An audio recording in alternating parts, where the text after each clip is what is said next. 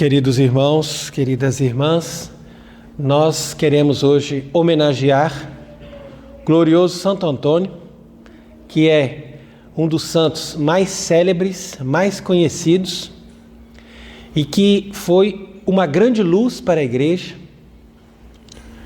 em um momento em que a igreja vivia realmente uma grande prosperidade na medida em que as coisas estavam organizadas e que nós tínhamos toda uma sociedade a serviço de Deus, a serviço de Cristo. Então, antes de nós entendermos a pessoa de Santo Antônio, nós devemos deixar bem claro duas coisas. Primeiro, que Santo Antônio é um santo da Igreja Católica, não é um santo dessa igreja moderna. A igreja moderna não produz santos, não é capaz de fazer uma pessoa ser nem sequer mais ou menos santo, quanto mais produzir uma pessoa como Santo Antônio. Por quê? Porque um santo, ao contrário do que as pessoas pensam hoje em dia, não é uma pessoa que nasce extraordinária, que começa a fazer coisas extraordinárias, começa a fazer milagre. Não. Um santo é alguém que vive profundamente dentro daquilo que é oferecido para ele na igreja que é santa. Então, só uma igreja santa produz santos. E a igreja católica verdadeira, ela é santa. Por quê? Porque ela tem uma doutrina santa. É a doutrina santa que santifica. Não é milagre, nem a mística, tudo isso vem depois. Porque o demônio também pode fazer místicos e pode fazer milagres, mas ele não pode fazer uma doutrina santa e ele não suporta uma doutrina santa. Esse é o primeiro ponto. Por isso que quando a gente vai batizar uma criança, a gente reza e tem uma oração que diz: dai a essa criança uma doutrina santa. Porque é essa doutrina santa que ela recebe da igreja, aquela revelação da verdade, que faz com que essa pessoa cresça como um cedro do Líbano, que fala ali na antífona, Sicut cedrus Libani. Então quer dizer que o justo, ele cresce como o cedro do Líbano. O cedro do Líbano é como? É uma árvore que cresce bem retinho, que não tem assim galho para um lado, galho para o outro. Não, ela vai retinha para Deus, para o céu. Assim é Santo Antônio. Por quê? Porque ele recebeu uma doutrina santa. E por que ele recebeu uma doutrina santa? Porque ele viveu no seio da igreja católica verdadeira, onde dava para ele ali uma doutrina santa. E aí o que aconteceu? Os pais incentivaram, os pais deram para ele condições, para ele entender a palavra de Deus e para ele ter gosto pela palavra de Deus. E é isso que falta hoje em dia, muitas vezes. Por quê? Porque os pais acham que Deus é uma coisa, é uma obrigação, é uma coisa difícil. Então a criança não pode ficar muito tempo ali rezando, a criança não pode ficar recebendo muito tempo ali. Não, tem que fazer outras coisas, tem que distrair, dá para ele um celular, faz qualquer coisa com ele. Mas Deus é só uma obrigação. Se você fizer essa obrigação, tá bom. E aí a criança não toma gosto. Depois, quando é jovem, abandona tudo. Mas isso é por quê? Porque a pessoa não recebeu esse amor, não viveu nesse ambiente de amor à palavra de Deus e de amor a Deus. E por isso que, uma vez que a gente entende que Santo Antônio é um santo da Igreja Católica, dessa verdadeira Igreja Católica, que hoje em dia está praticamente desaparecida da face da terra, nós devemos entender a segunda coisa, que Santo Antônio é um fruto dessa civilização cristã. Porque a Igreja Católica produz uma civilização. A verdadeira Igreja Católica, ela organiza uma sociedade. E organizando uma sociedade, ela faz com que essas pessoas santas comecem a surgir nessa sociedade. Porque tem tudo ali que ajuda eles a viverem a santidade. Por quê? Porque eles já nascem no ambiente da fé. Enquanto que a sociedade de hoje em dia, ela já leva a pessoa a dizer, Deus é uma coisa para você, mas não é da sociedade. Deus é uma coisa que, se você quiser, você pode ter o seu Deus, a sua religião, mas a sociedade não tem Deus e não tem religião. E é por isso que faz muito mal que as crianças ficam assistindo filmes ou assistindo desenhos. Por quê? Porque às vezes você assiste horas e horas de filmes e desenhos que nunca vão falar de Deus.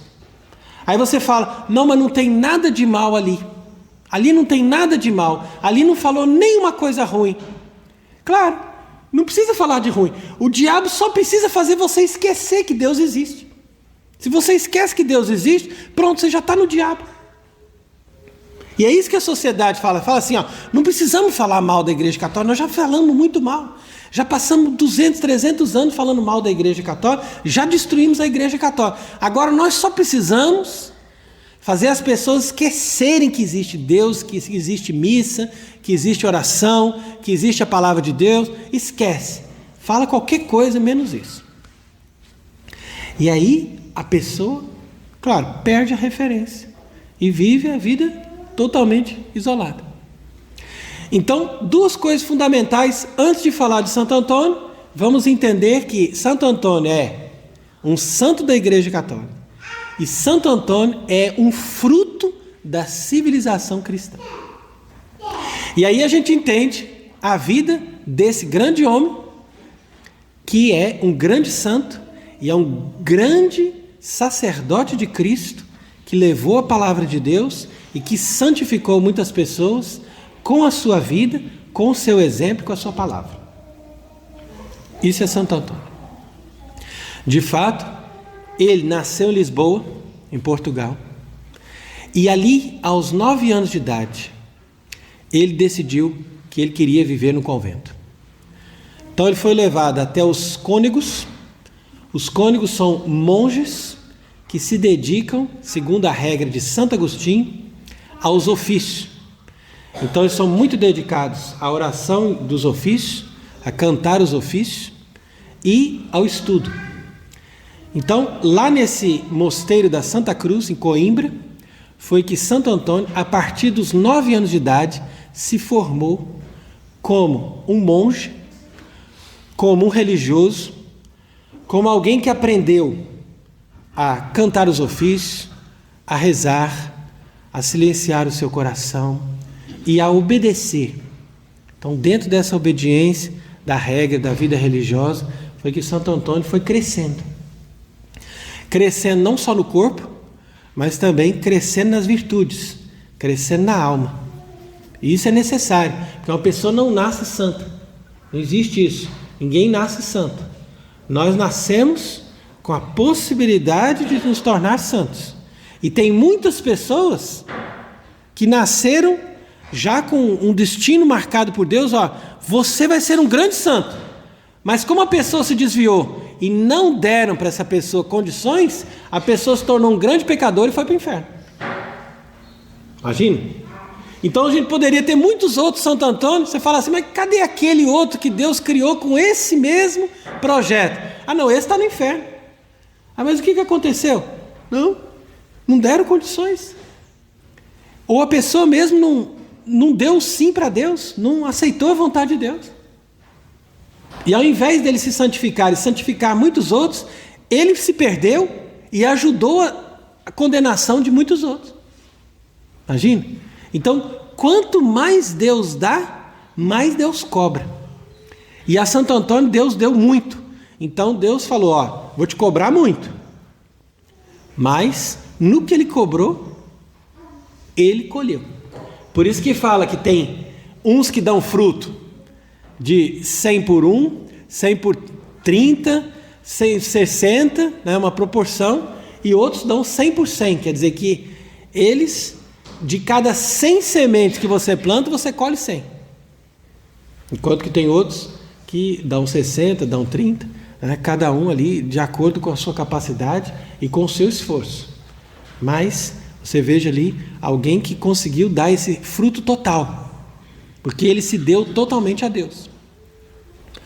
Então ali, ainda muito jovem, Santo Antônio já aprendeu tão bem a palavra de Deus, que os seus superiores ficavam impressionados com esse menino que sabia a Bíblia de cor. Sabia toda a Bíblia. Ele conhecia todas as passagens da Bíblia. Você poderia perguntar, mas e essa passagem assim, assim? Não, isso aí aconteceu assim, foi assim, tá? Ele sabia tudo. E ao mesmo tempo que ele adquiriu toda essa ciência, ele manteve a humildade. Porque às vezes a pessoa adquire a ciência e fica orgulhoso, né? Não, ele mantinha o máximo de humildade. De tal maneira que quando vieram ali uns frades da ordem de São Francisco, porque São Francisco ainda era vivo, estava recém-fundada a ordem dos frades menores. Então, esses frades vieram ali em Portugal e conheceram Santo Antônio. Santo Antônio ficou muito entusiasmado com eles, falou: olha, eu vejo o exemplo da vida de vocês, a pobreza e tudo mais, e gostou muito de fazer amizade com aqueles religiosos. E depois eles partiram para a África, para o Marrocos. E depois, passado algum tempo, voltou um navio trazendo os corpos desses frades que tinham sido mortos quando eles anunciavam a palavra de Deus lá na África. E Santo Antônio ficou muito impressionado com isso. Inclusive, guardaram as relíquias desses corpos, desses santos, lá no convento onde Santo Antônio vivia. Então, Santo Antônio, uma vez que ele percebeu o exemplo desse martírio, ele quis se tornar franciscano e quis ir para a África para poder sofrer o martírio também. Então ele teve a permissão dos seus superiores, porque a gente pode às vezes passar de uma ordem religiosa para outra, e ele então passou para a ordem dos franciscanos, mas Deus não quis que ele sofresse o martírio, porque ele ficou doente, e aí depois o navio foi para a Itália. E ele chegando na Itália, ele ficou ali ainda 3 anos, totalmente desconhecido, vivendo uma vida humilde e sendo cozinheiro do convento, sendo que ele era uma sumidade do conhecimento e da doutrina. Mas todo mundo tratou ele com desprezo e foi considerado um irmãozinho qualquer e colocado ali na cozinha. Depois desse tempo foi justamente São Francisco que percebeu que ele tinha muito conhecimento e falou: não, você tem que ser aqui para nós um professor, porque esses frades aí estão querendo se tornar sacerdotes e precisa de alguém para ensinar eles o latim, para ensinar para eles a doutrina da igreja. Então São Francisco colocou Santo Antônio para ser o professor da ordem. Então ele dava aulas, ensinava os outros para eles poderem se tornar sacerdotes, porque nisso ele já era padre. E ele, como padre, celebrava a missa com tanto amor e com tanta dignidade que as pessoas se convertiam de ver Santo Antônio celebrar a missa e celebrar os sacramentos. E além disso, ele tinha também um dom de fazer umas pregações muito bonitas, todas elas baseadas na palavra de Deus. Então, se você lê os sermões de Santo Antônio, que existem, até hoje são inclusive traduzidos para muitas línguas, e você vai ver a profundidade da sua doutrina e a grandeza da sua palavra. E justamente ele atacava os hereges, por isso que eu falo que Santo Antônio é um santo da Igreja Católica, não é um santo ecumênico. Hoje em dia eles transformaram a Igreja Católica, a estrutura, transformaram ali numa igreja ecumênica. Então não se prega mais contra os hereges, pelo contrário, todos são irmãos, venham todos participar do banquete, da mesa, da palavra, da partilha do pão. Essa é a mensagem, só isso. Vamos todos participar da mesa, da partilha do pão. A Igreja Católica verdadeira não é assim não. Para você participar do altar de Deus, você tem que comungar com a verdade revelada por Deus. E foi isso que tocou a vida de Santo Antônio. E o verdadeiro Santo Antônio, se as pessoas quiserem ter devoção a ele, então deveriam também ter amor à doutrina da Igreja Católica. Porque foi isso que ele anunciou com todo zelo. E ele pregou a verdade, e por causa disso, muitas vezes ele foi perseguido. E tinha lugares, cidades inteiras, que as pessoas já eram discípulos de novas religiões, que naquela época já estavam se formando essas novas religiões, que depois deram origem ao protestantismo, igrejas evangélicas, essas falsas doutrinas, falsas igrejas, que são criadas pelo diabo. E Santo Antônio ia pregar nessas cidades e as pessoas não queriam ouvir. Então, já aconteceu inclusive de outras vezes que ele chegava ali e as pessoas não davam atenção e ele falava, então eu vou pregar para os peixes. E ele chegava na beira do mar, começava a falar do evangelho e os peixinhos ficavam ali todos com a boquinha para fora para mostrar que eles estavam querendo escutar a palavra de Deus. Então aqui você vê como que uma pessoa que está unida a Cristo, unida a Deus, ela está unida a toda a criação. E essa pessoa, por onde passa, mesmo que as pessoas não queiram ouvir, essa palavra permanece, porque ela vem da graça do Espírito Santo. E ele muitas vezes não foi de agradar as pessoas também não, porque hoje em dia todo mundo quer agradar as pessoas, né? Não, nós temos que agradar, nós não podemos fazer desfeito, nós não podemos tratar mal, mas às vezes a pessoa não corresponde a Deus, então a gente também não pode agradar. De tal forma que uma vez chamaram Santo Antônio para fazer um velório de um homem muito rico, e quando Santo Antônio chegou ali naquele palácio e começou as orações, ele falou, não, eu não vou continuar não. Aí o pessoal, mas o que aconteceu? Não, eu não vou fazer essas orações por ele, que não vai adiantar. Não adianta, porque ele já está no inferno. Aí as pessoas ficaram muito indignadas, né? Você já viu como é que fica as pessoas quando você fala a verdade, né? Esse aqui já está no inferno. Imagina, aquilo gerou um constrangimento enorme. E aí ele disse, olha, se vocês quiserem, sobe lá no quarto dele, você vai encontrar um cofre. Abre o cofre e você vai perceber que ali está o coração dele. Porque Jesus falou, onde está o seu tesouro, ali está o seu coração. E aí as pessoas foram lá, abriram o cofre e estava lá dentro o coração do homem. Daí você vê, né, a virtude dessa graça profética que ele tinha de falar aquilo que Deus lhe inspirava, sem medo, né, sem querer agradar as pessoas. Porque quem quer agradar os homens não agrada a Deus. É isso que a gente tem que lembrar. Por isso que Santo Antônio também foi muito combatido. E ele teve um esforço muito grande por onde ele ia, porque muitas vezes eles saíam para missões e pregavam o evangelho para toda a parte sul da França, Espanha, norte da Itália, toda essa região da Europa. Ele andava a pé e ia anunciando a palavra de Deus com mais outros companheiros, e muitas vezes as pessoas faziam guerra contra eles. De tal forma que ele ficou tão cansado que com 36 anos ele já era uma pessoa assim esgotada e ficou doente e veio a falecer. Então você veja que Deus deu para ele uma força, uma virtude, mas ele foi como essa luz gloriosa que brilhou por pouco tempo, porque também os homens não mereciam muito tempo a companhia de uma pessoa tão iluminada.